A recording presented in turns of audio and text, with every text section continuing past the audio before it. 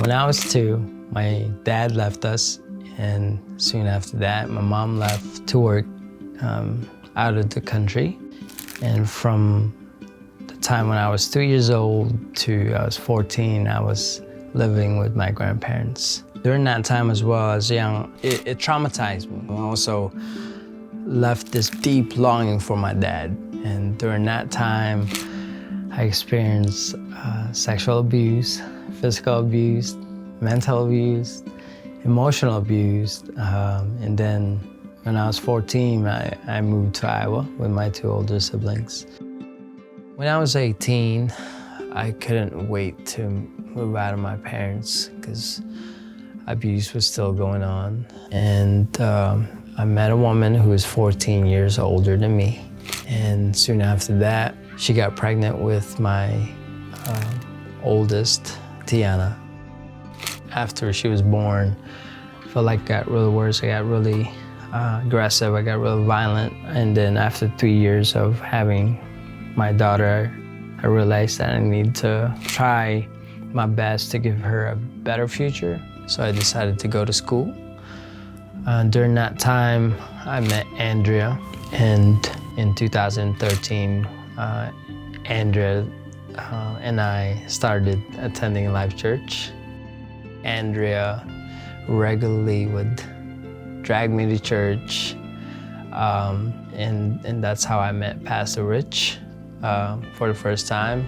And even though I didn't like going in there, every time Pastor Rich spoke, I felt as if he was reading my mail. So in 2015, I decided to get baptized, but it was obvious that I was still living a different life. I still was involved with drinking, smoking, and using drugs, and at a point where I actually became very angry and violent. My addiction grew after my baptism in 2015. And at that point, I was like, there's no turning back.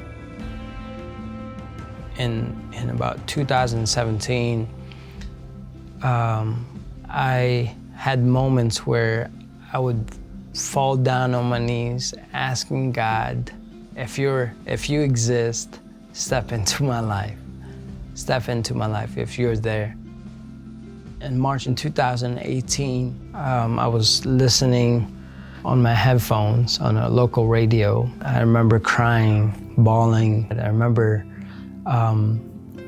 saying to myself, God, if you exist, give me a sign. So this voice came from the radio station I was listening to. And this guy said, if you need a prayer, call right now. Call right now, I will pray for you. And I started bawling.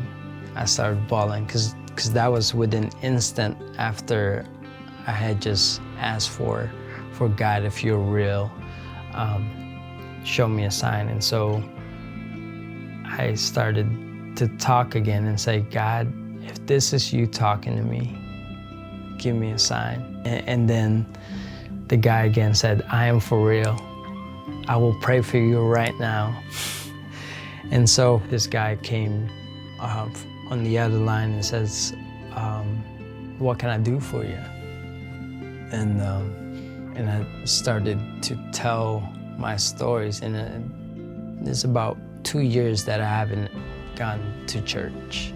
You know, it's been 2 years I haven't gone to church. It's been 2 years that I've ignored everybody except for Andrea. By the end of that conversation, he asked me if I go to church.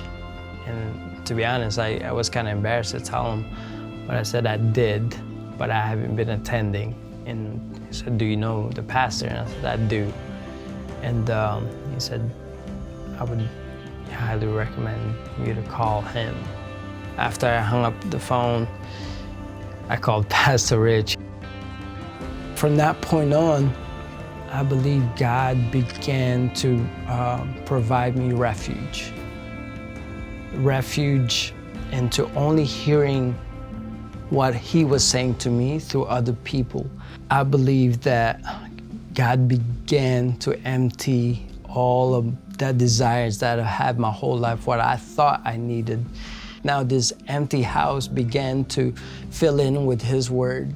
And I believe that's when the scripture said that in John 8, it says, whoever the Son sets free is free indeed.